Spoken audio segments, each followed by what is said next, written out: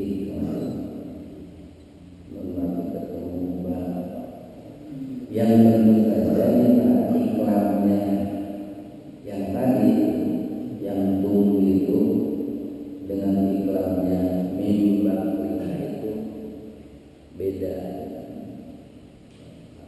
Kenapa beda? Karena yang tadi tumbuh itu nanti ketemu bahannya dalam satu kata, sehingga karena dalam satu kata tetap dibaca iklan, tapi iklannya tumbuh itu. Kalau yang ini karena nanti ketemu bahannya terpisah atau belain kata, maka dibaca iklannya itu ditahan waktu jadi agak panjang orang-orang lihat atau lihat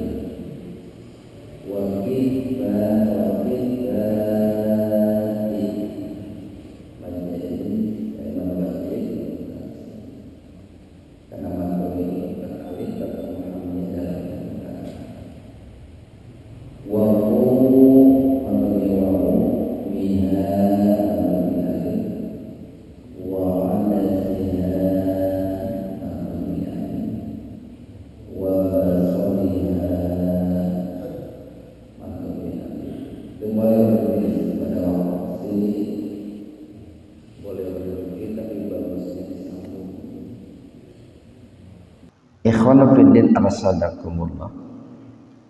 Surat Al-Baqarah ayat 61 ini masih mengkisahkan seputar Nabiullah Musa alaihi salam dan juga Bani Israel. Yang mana di dalam ayat ini sama dengan ayat sebelumnya, masih mengkisahkan selama perjalanan ya orang-orang Bani Israel bersama Nabi Musa itu dari Mesir menuju Baitul Maqdis ya.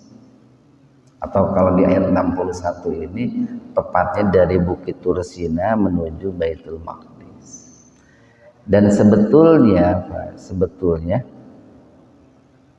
kalau kita ingin mengetahui karakter atau tabiat seseorang, itu salah satunya itu melalui safar, Pak. Jadi kalau kita ingin tahu sifat teman kita, sifat sahabat kita, itu salah satunya itu pertama dalam safar, Pak. Dalam safar itu akan kelihatan aslinya gitu. Jadi orang yang barangkali dalam kesehariannya baik, kalau kita ingin tahu jati dirinya ketika safar, atau kalau kita ingin tahu diri kita ini baik atau tidak, lihat saja ketika safar, ketika dalam perjalanan. Terlebih-lebih kalau dalam perjalanannya itu banyak tantangan-tantangan ya, seperti mendaki gunung gitu, Pak. Kemudian yang kedua, kita bisa melihat diri kita atau orang lain itu bagaimana karakternya itu ketika berniaga itu, Pak. Ketika berjual beli. Kemudian yang ketiga, ketika berada dalam kesendirian atau ketika berada di rumah gitu, Pak.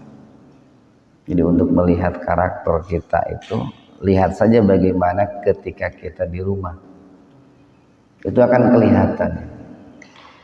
Nah di sini pun kita bisa melihat bagaimana tabiatnya orang-orang Bani Israel itu melalui sebuah safar, perjalanan bersama Nabi Musa dari Mesir, khususnya dari Bukit Tursina menuju Baitul Maqdis,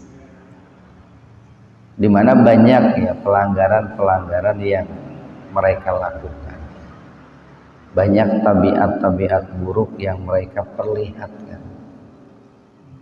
Nah seperti dalam ayat-ayat sebelumnya sudah kita sampaikan, Kemudian di ayat 61 pun Allah masih mengabarkan tentang tabiat buruk orang-orang Bani Israel. Apa ya? Wa'id, dan ingatlah. Seringkali dan ingatlah ketika. Karena kan tadi kita katakan id itu dorof. Ketika itu kan menunjukkan waktu. Dan ingatlah ketika qultum, kalian berkata. Siapa kalian di sini? Orang-orang Bani Israel. Ini kan Nabi Muhammad sedang mengkisahkan orang-orang Bani Israel di zaman Nabi Musa kepada orang-orang Bani Israel yang hidup di zaman Nabi Muhammad, khususnya yang ada di kota Madinah. Ketika ayat ini turun kan banyak orang-orang Yahudi, orang-orang Nasrani di kota Madinah. Nah, Nabi Muhammad itu mengajak orang-orang Bani Israel, khususnya yang ada di kota Madinah, untuk mengingat perkataan nenek moyang mereka kepada Nabi Musa, gitu. Untuk mengingat sejarah itu atau untuk mengingat kisah itu. Jadi ingatlah ketika kalian berkata. Kenapa kok di sini dikatakan kalian? Karena sebetulnya kan antara orang Bani Israel yang hidup di zaman Nabi Muhammad dengan orang Bani Israel yang hidup di zaman Nabi Musa itu kan ada kesamaan atau satu kelompok lah. Makanya dikatakan ketika kalian berkata, walaupun sebetulnya yang berkata itu bukan mereka Bani Israel yang ada di zaman Nabi Muhammad, tapi yang berkata itu adalah orang-orang Bani Israel yang hidup di zaman Nabi Musa.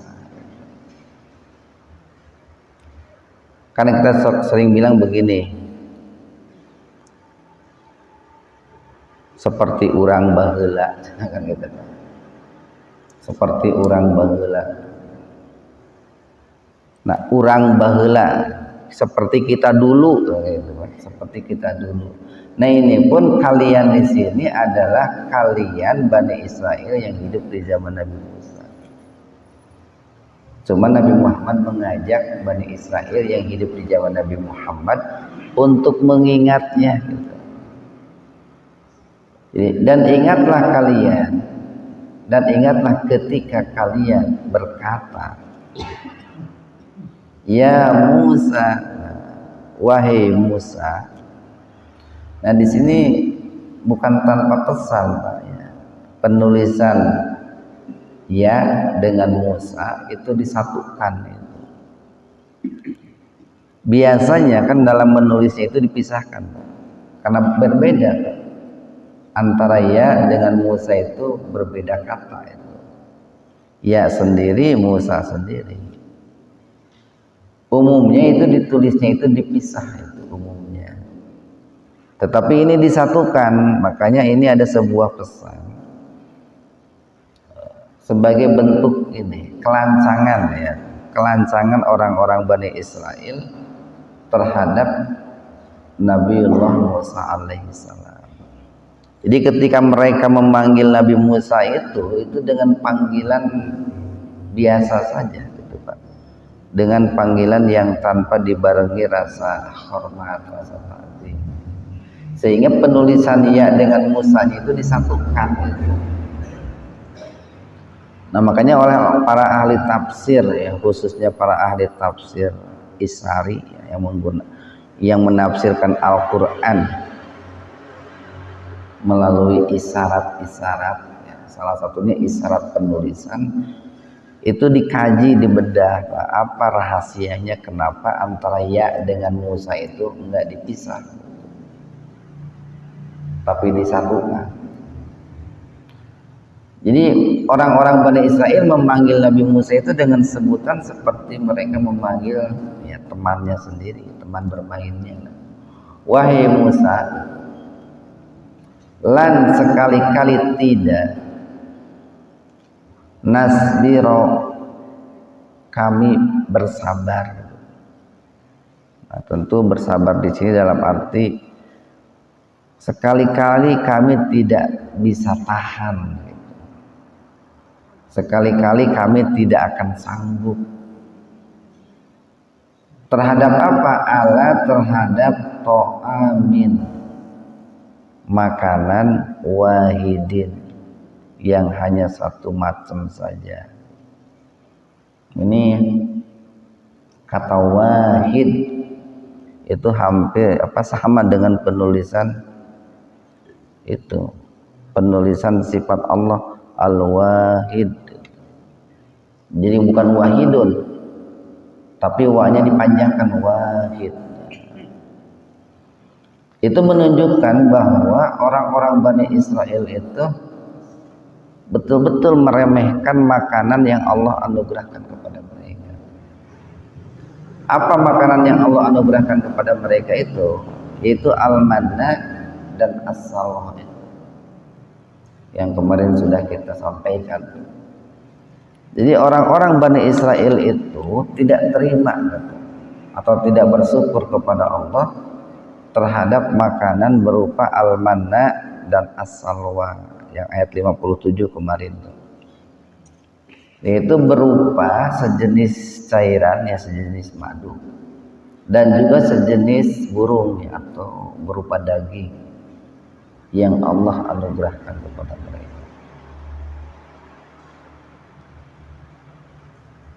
Lalu mereka mengatakan, fad'u, maka serulah, atau maka berdoalah, atau maka memintalah, lana untuk kami, robbaka, kepada Robmu. Nah di sini nggak robbana gitu Pak, bukan Rob kami tapi Rob kamu, bukan Tuhan kami tapi Tuhan kamu. Jadi seolah-olah gitu ya, bukan seolah-olah lagi, betul. Orang-orang Bani Israel itu sepintas mereka itu punya kepercayaan Pak terhadap Allah, tetapi kepercayaan mereka itu tidak baik gitu.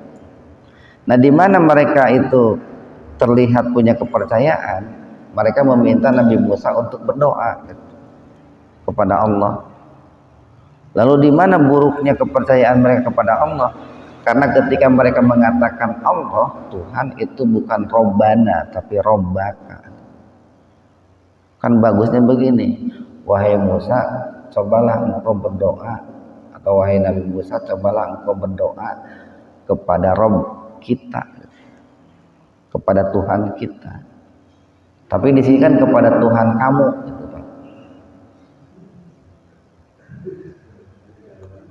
Beda kan Pak ya? Tuhan kita dengan Tuhan kamu. Jadi ari pertolongan anak hayang gitu Pak, tetapi mengakui bahwa Allah itu sebagai penolong tidak mau. Yukhrij, supaya dia mengeluarkan, supaya Allah mengeluarkan, lana, untuk kami, mimma, dari apa, tumbitu, yang ditumbuhkan. An-nabat itu kan tumbuh-tumbuhan Pak. Dari apa tumbitu yang ditumbuhkan, al-ardu, bumi. Jadi mohonlah orang-orang Bani Israel itu meminta kepada Nabi Musa untuk berdoa kepada Allah supaya Allah itu memberikan makanan kepada mereka dengan jenis yang lain, yaitu makanan-makanan berupa hasil pertanian, itu makanan-makanan yang ditumbuhkan oleh bumi itu, yang sebelumnya Allah berikan makanan berupa daging, as-salwa. Apa saja yang diminta oleh mereka itu, mimbak liha, al-bakul, al-bakul itu adalah ini Pak, tumbuhan yang tidak memiliki tangkai yang besar, tumbuhan yang tidak memiliki tangkai yang besar, sehingga sering dimaknai oleh para penerjemah itu biasanya sayur mayur. Sayur mayur itu kan punya tangkai, tapi tangkainya nggak besar. Beda dengan pohon rambutan dan pohon duren, itu kan tangkainya besar. Jadi al-baqul itu tumbuhan yang tidak memiliki tangkai yang besar. Nah, nanti maknanya apa saja silahkan Pak. Mau berupa umpamanya bayam gitu Pak ya, atau kangkung, atau bisa juga saledri gitu, atau bawang daun gitu kan. Banyak macamnya itu. Kemudian yang kedua wa dan kisai. Wa kisaiha. Al-kisu itu mentimun. Jadi mereka meminta kepada Nabi Musa supaya Allah itu menumbuhkan mentimun.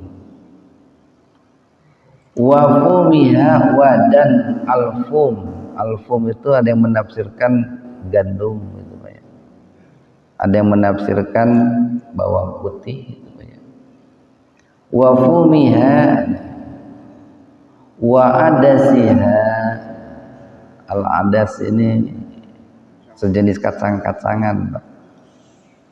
Ada yang menafsirkan kacang merah, ada yang menafsirkan kacang hijau gitu ya. Pokoknya sejenis kacang-kacangan. Wa basaliha. Al-basal itu ini bawang merah. Nah itu yang mereka pinta kepada Nabi Musa, supaya Nabi Musa itu meminta kepada Allah Subhanahu wa ta'ala.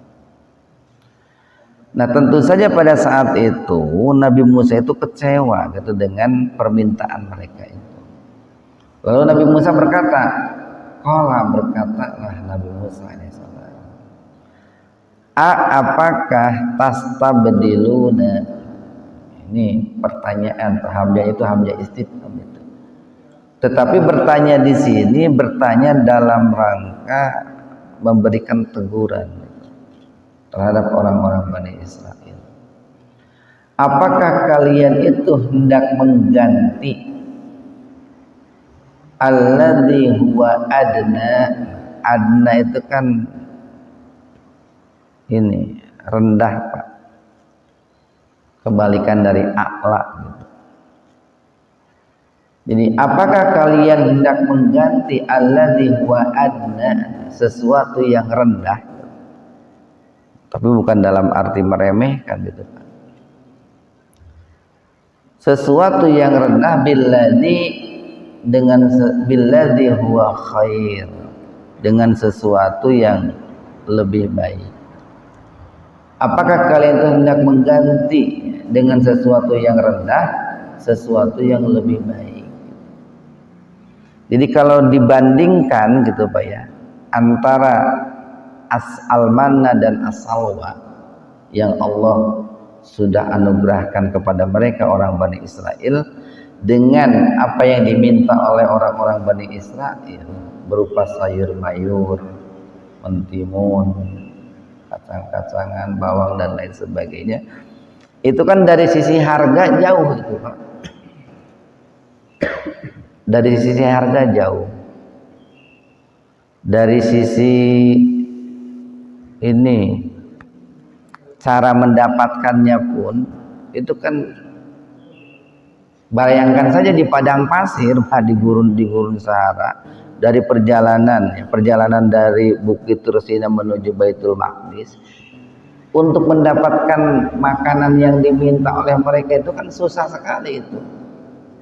Susah sekali. Walaupun dari sisi gizi dan lain sebagainya kan sebetulnya lebih baik al-manna dan as-salwa gitu. Lebih baik dari al-manna dan as-salwa. Makanya Nabi Musa itu marah gitu. Apakah kalian itu hendak mengganti yang lebih baik dengan sesuatu yang lebih rendah? Nah yang tentu saja Pak,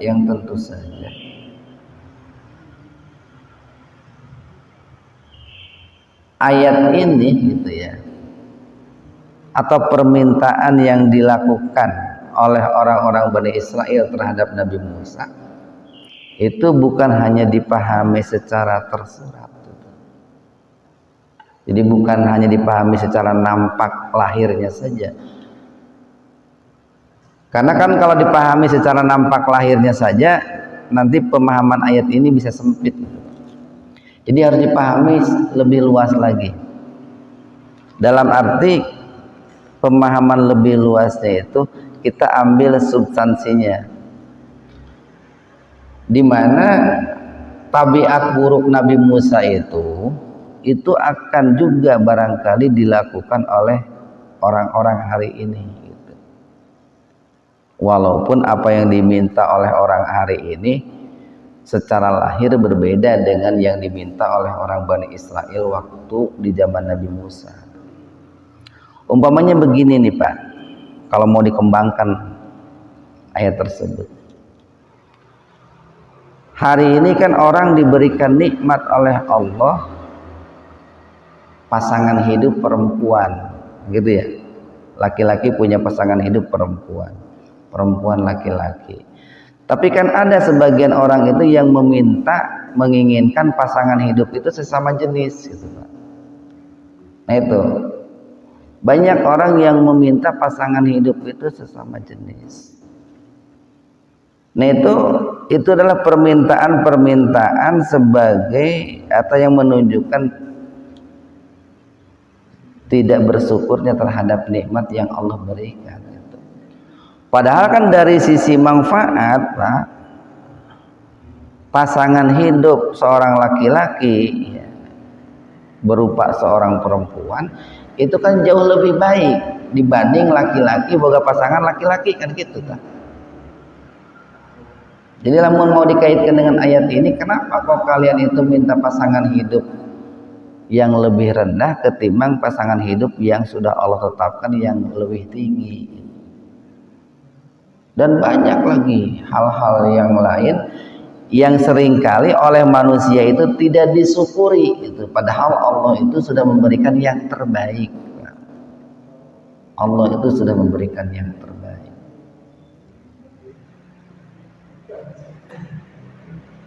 Makanya sering ada orang mengatakan begini, orang Yahudi itu jumlahnya sedikit,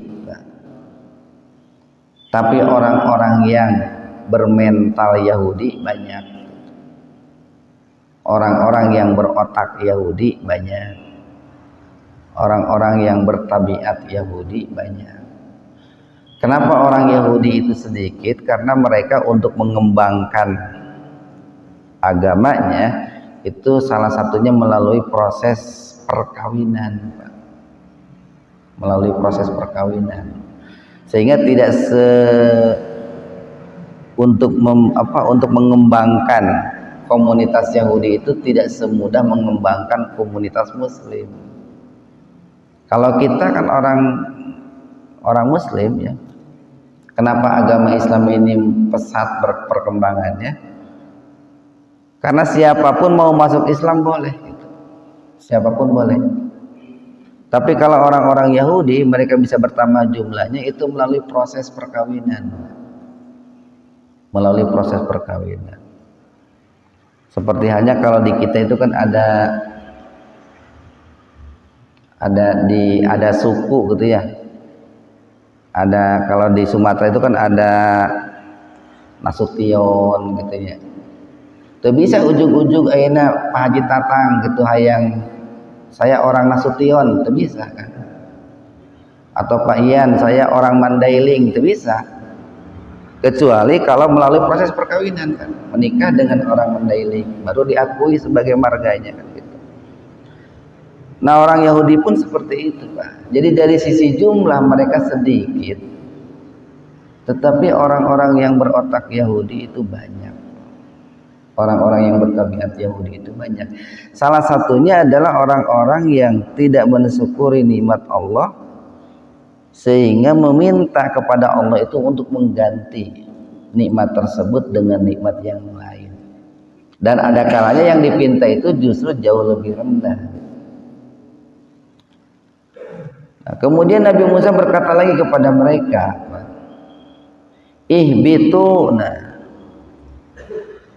ihbitu ini termasuk kata mustarok. Mustarok itu kata yang memiliki banyak arti. Dulu Allah pernah mengatakan tuh dalam ayat sebelumnya kepada Nabi Adam, ihbitu minha jami'a, itu. Wahai Adam, wahai Hawa, turunlah kalian dari surga itu semuanya, kan gitu, Pak. Atau keluarlah kalian dari surga itu semuanya. Nah, di sini pun Nabi Musa mengatakan kepada orang-orang Bani Israel, wahai Bani Israel, ihbitu, keluarlah kalian, atau pergilah kalian Misra. Ada yang mengatakan Misra itu ya kota Mesir. Ada yang mengatakan Misra itu adalah pinggiran kota Bait, pelosok desa lah. Jadi Nabi Musa meminta kepada orang Bani Israel, kalau kalian menginginkan makanan-makanan seperti itu, pergilah kalian itu ke Mesir. Nah, otomatis ketika Nabi Musa menyuruh mereka pergi ke Mesir itu pun bukan menjadi lebih baik nasib mereka, Pak. Kenapa bukan menjadi lebih baik? Kan mereka sendiri ingin jadi lebih baik itu kan dikeluarkan oleh Nabi Musa dari Mesir gitu. Dibebaskan gitu ya, dibebaskan oleh Nabi Musa itu dari Mesir ketika diperbudak oleh Fir'aun. Nah, sekalipun Fir'aunnya sudah mati, tapi kan keberadaan orang-orang Bani Israel di Mesir itu kan bukan sebagai pribumi, Pak, tetapi sebagai pendatang saja. Karena kan suku aslinya suku Kipti. Makanya ketika Nabi Musa menyuruh mereka pergi ke Mesir itu merupakan sebuah Gini, seringkali orang mengatakan kalau ada seseorang yang menjengkelkan gitu ya. Ada seseorang datang kepada kita, orang ini menjengkelkan. Lalu orang itu minta sesuatu, kemudian kita katakan, tuh minta kasih itu.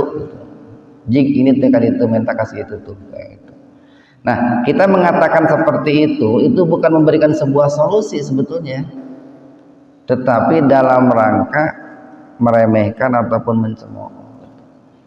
Nah, begitu pula ketika Nabi Musa mengatakan kepada Bani Israel, pergilah kalian ke Mesir, itu bukan solusi sebetulnya. Itu sebagai sebuah perkataan yang menunjukkan kekecewaan Nabi Musa terhadap orang-orang Bani Israel. Fa inna, maka sesungguhnya lakum bagi kalian masa'altum, akan mendapatkan apa yang kalian pinta. Tetapi ada embel-embelnya, Pak. Embel-embelnya itu kurang menyenangkan gitu.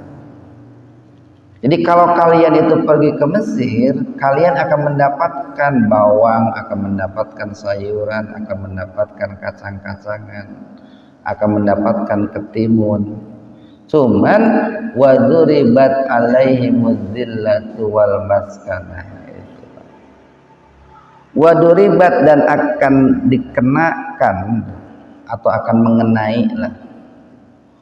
Doroba itu kata mustarok itu, Pak. Bisa diartikan memukul, Pak. Bisa diartikan menjelaskan. Bisa diartikan mengenai, menimpa. Jadi waduribat, dan akan mengenai alaihim, kepada mereka itu adzillah. Apa adzillah itu? Kehinaan, Pak. Wal maskanah, wa dan al maskanah, kesengsaraan, kemiskinan.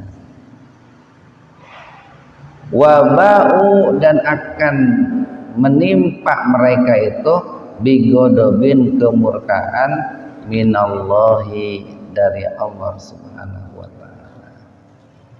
Nah itu, Pak, itu sebagai sebuah sebagai sebuah konsekuensi ketika mereka itu tidak mensyukuri nikmat Allah dan lebih memilih sesuatu yang sebetulnya tidak ada di sekitar mereka itu. Jadi pertama, mereka itu akan ditimpakan adillah, kehinaan. Jadi sebetulnya begini, Nabi Musa mengeluarkan mereka dari Mesir, kemudian mengajak mereka ke Baitul Maqdis, bahkan mengajak mereka untuk membebaskan, memerdekakan Baitul Maqdis. Itu kan dalam rangka supaya mereka itu memiliki izzah, itu Pak, memiliki harga diri. Tetapi mereka kan di ayat yang ke-58 tuh, mereka itu disuruh mengatakan oleh Allah itu hittatun nagfir lakum. Mereka itu malah pabadala, malah merubah perkataan Allah itu dengan kata-kata hintoh itu Pak. Jadi meremehkan gitu, malah meremehkan perintah Allah itu. Sehingga yang semestinya mereka itu merdeka, yang semestinya mereka itu punya harga diri, tetapi karena mereka itu tidak mau membebaskan Baitul Maqdis, akhirnya mereka itu mendapatkan adillah, itu kehinaan, wal maskana, dan mereka mendapatkan kemiskinan, mendapatkan kesengsaraan. Bahkan yang ketiga, mereka mendapatkan wabau bigodob. Al-godob itu kan kemurkaan, bigodobi minallah. Mereka mendapatkan kemurkaan dari Allah Subhanahu wa ta'ala. Nah sebetulnya ini Pak, ini kalau dikaitkan dengan konteks kita hari ini Pak, salah satu penyebab kenapa barangkali bangsa kita hari ini gitu Pak ya, itu ditimpakan adillah wal maskana dan al-ghadab minallah gitu Pak. Penyebabnya sama Pak dengan yang dilakukan oleh orang-orang Bani Israel itu Pak. Penyebabnya itu. Atau kalau kita ingin keluar dari adillah, kehinaan, wal maskana, kesengsaraan, dan juga keluar dari kemurkaan dari Allah, maka salah satunya itu adalah kita harus mensyukuri nikmat Allah dan mentaati perintah Allah. Jadi jangan menyimpang dari apa yang Allah perintahkan. Kan banyaklah penyimpangan yang terjadi di kalangan bangsa kita hari ini. Allah mengharamkan Allah memberikan minuman madu gitu ya. Kan banyak diurang di hutan-hutan madu. Malah orang itu banyak menginginkan homer gitu. Allah sudah mengharamkan homer, malah ingin menghalalkan homer kan gitu. Di Indonesia perempuan banyak pisan Pak.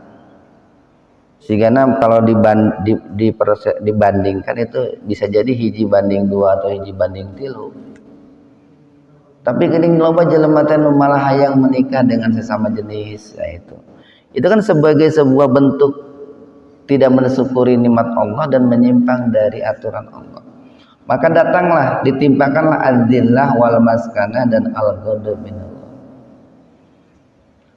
Dalika yang demikian itu dikarenakan annahum sesungguhnya mereka itu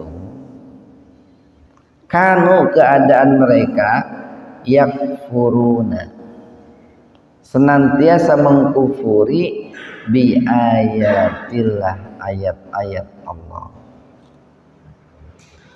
Allah perintahkan lewat suhuf Pak untuk mengesahkan Allah, tapi mereka malah menyekutukan Allah. Ayeuna kan seringkali orang begini, disuruh mentauhidkan Allah marah gitu Pak. Dikatakan bahwa sesajen itu menyekutukan Allah, ngamuk kan mereka Pak. Kan begitu zaman sekarang itu. Itu salah satu bentuk mengkufuri ayat Allah. Ayat Allah itu kan memerintahkan untuk mengesahkan Allah, bukan menyekutukan Allah, tetapi mereka mengkufuri kan begitu. Yang kedua, wayaktuluna, dan mereka senantiasa membunuh atau memerangi an-nabiyina, para nabi, para pembawa berita yang benar Pak. Jadi secara bahasa nabi itu pembawa berita yang benar. Walaupun secara struktural nabi itu sudah berakhir dengan berakhirnya Nabi Muhammad SAW.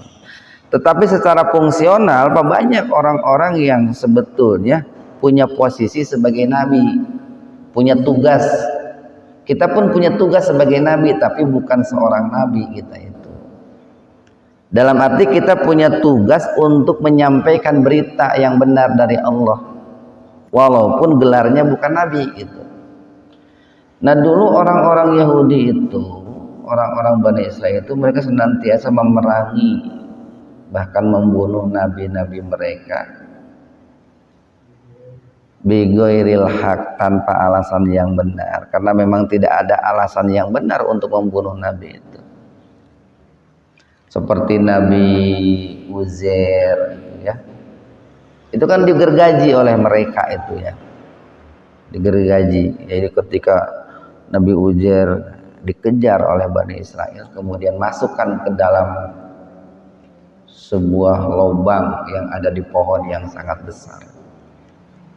Nah, ketika Nabi Uzair itu masuk ke dalam pohon ya, ke lubang yang ada pada pohon itu, setan memberitahu bahwa Nabi Uzair itu bersembunyi di dalam pohon. Digergajilah pohon itu. Ada Nabi Yahya itu kan, Nabi Yahya dibunuh juga oleh mereka. Kemudian Nabi Su'aib itu Pak, Nabi Su'aib itu dibunuh oleh orang Aikah, oleh orang-orang Madian itu dibunuh. Bahkan mereka kan berencana membunuh Nabi Isa kan itu. Walaupun Nabi Isa kan diselamatkan oleh Allah Subhanahu wa taala itu. Bahkan di zaman Nabi Muhammad, orang-orang Bani Israel itu berencana juga untuk membunuh Nabi Muhammad sallallahu alaihi wasallam. Nah, hari ini kan banyak juga orang-orang itu yang membunuh para penyampai kebenaran. Banyak orang-orang yang memerangi para penyampai kebenaran, walaupun gelarnya bukan nabi, tapi mereka itu penyampai an-naba, penyampai berita-berita besar itu Pak. Para ulama, para kiai, para ustadz yang lurus itu kan banyak yang diperangi itu. Nah dengan sebab itu Pak, dengan sebab keburukan-keburukan seperti itu, maka Allah akan menimpakan adzillah wal maskanah dan al-ghadab minallah itu Pak. Jadi kalau hari ini barangkali keberkahan itu jauh itu Pak ya. Keberkahan itu tidak diturunkan oleh Allah, barangkali penyebab-penyebabnya itu seperti itu. Dalika yang demikian itu, dipertegas lagi nih Pak nih. Dalika yang demikian itu bima disebabkan asau mereka itu bermaksiat, wakanu dan keadaan mereka itu ya tadun, orang-orang yang melampaui batas, orang-orang yang menerjang pagar-pagar Allah, orang-orang yang menerjang maharim Allah, apa yang diharamkan oleh Allah Subhanahu wa taala. Mudah-mudahan ada hikmah dan manfaatnya untuk kita semua. Wabillahi taufiq wal hidayah. Assalamualaikum warahmatullahi wabarakatuh.